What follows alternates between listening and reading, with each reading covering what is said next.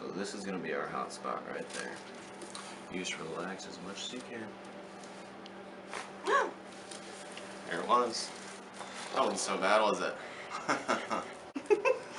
You're going to get the best sleep of your life today. So this right leg is about ½ an inch shorter than your left.